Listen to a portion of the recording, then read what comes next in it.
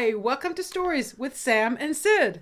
Hi, I'm Sam. And I'm Sid. What are we going to read today? We're going to read a story by Oscar Wilde called The Little Prince. I love Oscar Wilde. It's a very nice story. Oh, it's so a little nice. bit sad, but it's very beautiful. Just a little titch. Okay, are you ready? I'm ready. Let's go. All right, let's go. Okay. The Happy Prince by Oscar Wilde. High above the city, on a tall column, stood the statue of the Happy Prince. He was gilded all over with thin leaves of fine gold. For eyes, he had two bright sapphires, and a large red ruby glowed on his sword hilt. Gorgeous. He was very much admired indeed. He is as beautiful as a weathercock, remarked one of the town councillors, who wished to gain a reputation for having artistic tastes. Only not quite so useful, he added, fearing lest people should think him unpractical, which he really was not. No. Why can't you be like the Happy Prince? Asked a sensible mother of her little boy who was crying for the moon. The Happy Prince never dreams of crying for anything. I'm glad there is someone in the world who's quite happy, muttered a disappointed man as he gazed at the wonderful statue. He looks just like an angel, said the charity children as they came out of the cathedral in their bright scarlet cloaks and their clean white pinafores. How do you know? Said the mathematical master. You have never seen an angel. Ah, but we have in our dreams, answered the children, and the mathematical master frowned and looked very severe, for he did not approve of children dreaming. One night there flew over the city a little swallow. Oh, they're so cute. His friends had gone away to Egypt 6 weeks before, but he had stayed behind, for he was in love with the most beautiful reed. He had met her early in the spring as he was flying down the river after a big yellow moth, and he had been so attracted by her slender waist that he had stopped to talk to her. Shall I love you? Said the swallow, who liked to come to the point at once, and the reed made him a low bow. So he flew round and round her, touching the water with his wings and making silver ripples. This was his courtship, and it lasted all through the summer. It is a ridiculous attachment, twittered the other swallows. She has no money and far too many relations, and indeed the river was quite full of reeds. Then, when the autumn came, they all flew away. After they had gone, he felt lonely and began to tire of his lady-love. She has no conversation, he said, and I am afraid that she is a coquette, for she is always flirting with the wind while she is a reed. And certainly, whenever the wind blew, the reed made the most graceful curtsies. I admit that she is domestic, he continued, but I love traveling, and my wife constantly should love traveling also. Will you come away with me? He said finally to her. But the reed shook her head. She was so attached to her home. You have been trifling with me, he cried. I am off to the pyramids. Goodbye, and he flew away.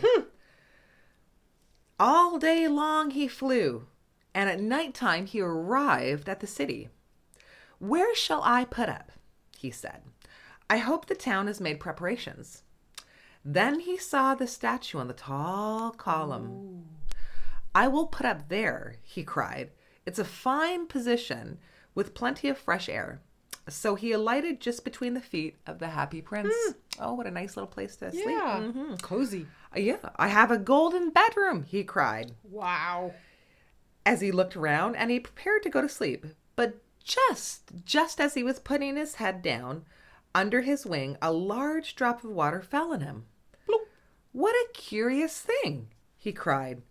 There's not a single cloud in the sky, and the stars, they're quite clear and bright, and yet it is raining.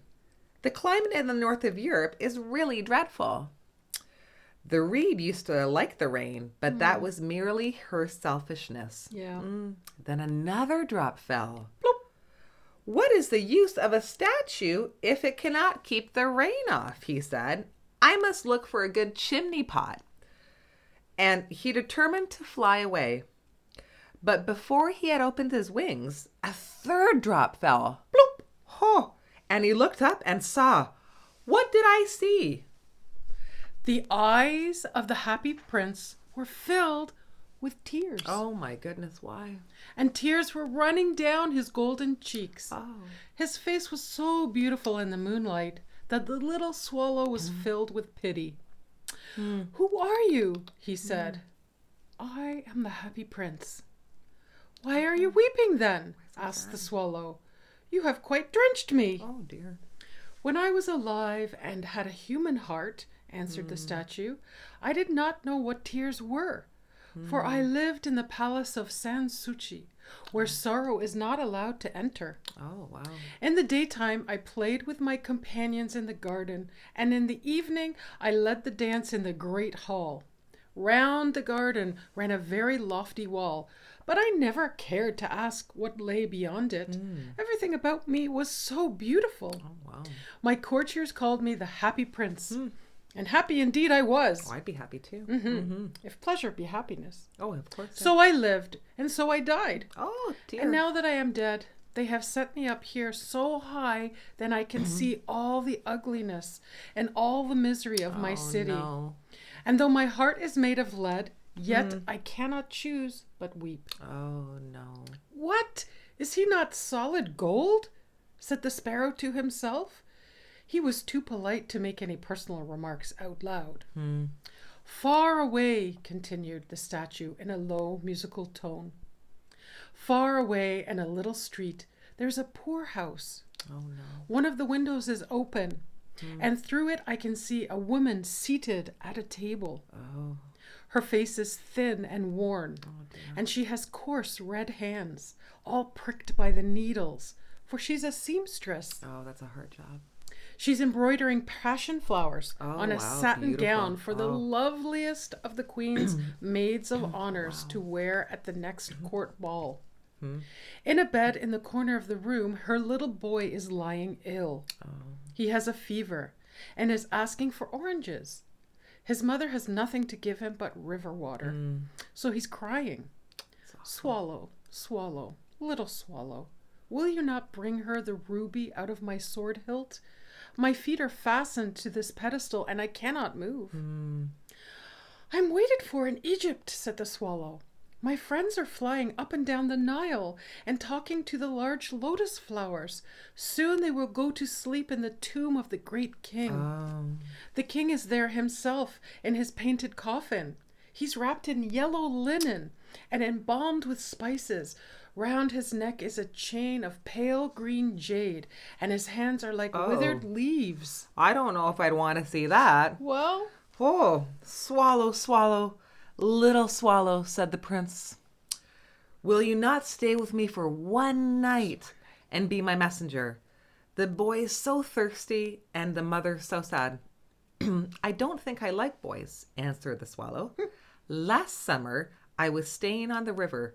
There were two rude boys, the miller's sons, who were always throwing stones at me. those boys. They never hit me, of course. We swallows fly far too well for that. And besides, I come from a family famous for its agility. But still, it was a mark of disrespect. Yes. But the happy prince looked so sad that the little swallow was sorry. It is very cold here, he said. But I will stay with you for one night and be your messenger. Thank you, little swallow, said the prince. So the swallow picked the great ruby from the prince's sword and flew away with it in his beak over the roofs of the town. Oh, yeah. I bet he didn't want to drop that either. He passed by the cathedral tower where the white marble angels were sculptured. He passed by the palace and heard the sound of dancing. A beautiful girl came out on the balcony with her lover. How wonderful the stars are, he said to her, and how wonderful is the power of love. I hope my dress will be ready in time for the state ball, she answered. I have ordered passion flowers to be embroidered on it, but the seamstresses are so lazy. She doesn't know, though. She doesn't know. No. He passed over the river and saw the lanterns hanging on the masts of the ships. He passed over the ghetto and saw the old Jews bargaining with each other and weighing out the money in copper scales. At last he came to the poor house and he looked in. Oh, the boy was tossing feverishly on his bed, and the mother had fallen asleep. And she was so tired. In he hopped and laid the great ruby on the table beside the woman's thimble. Wow. Yeah. Then he flew gently round the bed, fanning the boy's forehead with his wings. "How cool I feel," said the boy. "I must be getting better." And he sank into a delicious slumber. Then the swallow flew back to the happy prince and told him what he had done. "It is curious," he remarked, "but I feel quite warm now, although it is so cold." "That is because you have done a good action," said the prince, and the little swallow began to think, and then he fell asleep. Thinking always made him sleepy. Makes me sleepy too. Me too. When day broke, he flew down to the river and had a bath. "What a remarkable phenomenon," said the professor of ornithology as he was passing over the bridge. "A swallow in winter." Wow. And he wrote a long letter about it to the local newspaper. Everyone quoted it. It was full of so many words that they could not understand. "Tonight I go to Egypt," said the swallow, wow. and he was in high spirits at the prospect. He visited all the public monuments and sat a long time on top of the church steeple. Wherever he went, the sparrow chirped and said to each other, "What a distinguished stranger." So he enjoyed himself very Yes, of much. course, why not? When the moon rose, he flew back to the happy prince. "Have you any commissions for Egypt?" he cried. "I'm just starting." "Swallow, swallow, little swallow," said the prince. "Will you not stay with me one night longer?" Oh, wow. "I'm waited for in Egypt," answered the swallow. "Tomorrow my friends will fly up to the second cataract. Oh. The river horse coaches there among the bulrushes, and on a great granite throne sits the god Memnon. All night long he watches the stars, and when the morning star shines, he utters one cry of joy, and then he's silent. Wow. At noon, the yellow lions come down to the water's edge to drink. They have eyes like green barrels, and their roar is louder than the roar of the cataract." I don't think I'd want to be there. "Swallow, swallow, little swallow," said the prince. "Far away across the city, I see a young man in a garret. He's leaning over a desk covered with papers, and in a tumbler by his side there's a bunch of withered violets. His hair is brown and crisp, and his lips are red as pomegranates. Oh, wow, what a description. And he has large and dreamy eyes. He's trying to finish a play for the director of the theater, but he's too cold to write anymore. There's no fire in the grate, and hunger has made him faint." "I will wait with you one night longer," said the swallow, who really had a good heart. "Shall I take him another ruby?" "Alas, I have no ruby now," said the prince. "My eyes are all that I have left. They are made of rare sapphires, which were brought out of India 1,000 years ago. Pluck out one of them and take it to him. He will sell it to the jeweler and buy food and firewood and finish his play." Wow. "Dear prince," said the swallow, "I cannot do that." And he began to weep. "Oh, swallow, swallow, little swallow," said the prince, "I command you, do as I command you." Oh, so the swallow plucked out the prince's eye and flew away to the student's garret. It was easy enough to get in, as there was a hole in the roof. Through this he darted and came into the room. The young man had his head buried in his hands, so he did not hear the flutter of the bird's wings. And when he looked up, he found the beautiful sapphire lying on the withered violets. Wow, Now that would be quite a find. What a surprise. I would be so surprised. "I am beginning to be appreciated," he cried. This is from some great admirer. Now I can finish my play." And he looked quite happy. The next day, the swallow flew down to the harbor. He sat on the mast of a large vessel and watched the sailors hauling big chests out of the hold with ropes. "Heave-a-ho!" they shouted as the chest came up. "I'm going to Egypt," cried the swallow, but nobody minded. And when the moon rose, He flew back to the happy prince. I am come to bid you goodbye, he cried. Swallow, swallow, little swallow, said the prince. Will you not stay with me one more night? Oh, this is getting extended. It is winter, answered the swallow, and the chill snow will soon be here. In Egypt, the sun is warm on green palm trees, and the crocodiles lie in the mud and look lazily about them. My companions are building a nest in the temple of Baalbek, and the pink and white doves are watching them and cooing to each other. Dear prince, I must leave you, but I will never forget you, and next spring I will bring you back 2 beautiful jewels in place of those you have given away. The ruby shall be redder than a red rose, and the sapphire should be as blue as the great sea.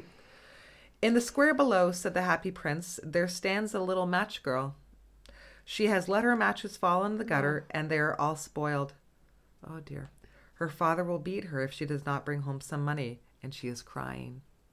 She has no shoes or stockings, and her little head is bare. Pluck out my other eye, and give it to her, and her father will not beat her. Wow. I will stay with you one night longer, said the swallow, but I cannot pluck out your eye. You would be quite blind then. Swallow, swallow, little swallow, said the prince. Do as I command you. Boy. Wow. So the little swallow plucked out the prince's other eye he's blind and now. darted down with it. Wow. He swooped past the match girl and slipped the jewel into the palm of her hand. What a lovely bit of glass, cried the little girl, and she ran home laughing. Then the swallow came back to the prince. You are blind now, he said, so I will stay with you always. No, little swallow, said the poor prince, you must go away to Egypt. I will stay with you always, said the swallow, and he slept at the prince's feet. Wow, what a nice little guy. All the next day he sat on the prince's shoulder and told him stories of what he had seen in strange lands. He told him of the red ibises who stand in long rows on the banks of the Nile and catch goldfish in their beaks. Oh, wow. Of the sphinx who is as old as the world itself and lives in the desert and knows everything. That's the Sphinx. Oh. Of the merchants who walk slowly by the side of their camels and carry amber beads in their hands. Of the king of the mountains of the moon, who is as black as ebony and worships a large crystal. Of the great green snake that sleeps in a palm tree. Oh, I don't think I'd want to see that. It has 20 priests to feed it with honey cakes. Oh. And of the pygmies who sail over a big lake on large fat leaves and are always at war with the butterflies. Oh, my goodness. Dear little swallow, said the prince, you tell me of marvelous things, but more marvelous than anything is the suffering of men and women. There's no mystery so great as misery.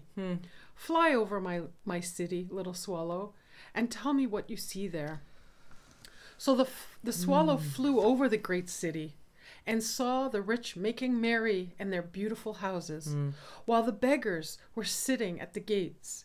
He flew into dark lanes and saw the white faces of starving children looking out listlessly at the black streets. Under the archway of a bridge, 2 little boys were lying in one another's arms to try to keep themselves warm. Oh, that's terrible. How hungry we are, they said. You must not lie here, shouted the watchman, and they wandered out into the rain. That's terrible. Then he flew back and told the prince what he had seen. I am covered with fine gold, said the prince. You must take it off, leaf by leaf, and give it to my poor. The living always think that gold can make them happy. No, it never does. Leaf after leaf of the fine gold the swallow picked off, till the happy prince looked quite dull and grey. Oh dear. Leaf after leaf of the fine gold he brought to the poor, and the children's faces grew rosier, and they laughed and played games in the streets. Good. We have bread now, they cried. Then the snow came, and after the snow came the frost. The streets looked as if they were made of silver. They were so bright and glistening. Long icicles like crystal daggers hung down from the eaves of the houses. Everyone went about in furs, and the little boys wore scarlet caps and skated on the ice. They're all warm and happy. The poor little swallow grew colder and colder, Dear. but he would not leave the prince. He loved him too well. He picked up the crumbs outside the baker's door when the baker was not looking and tried to keep himself warm by flapping his wings.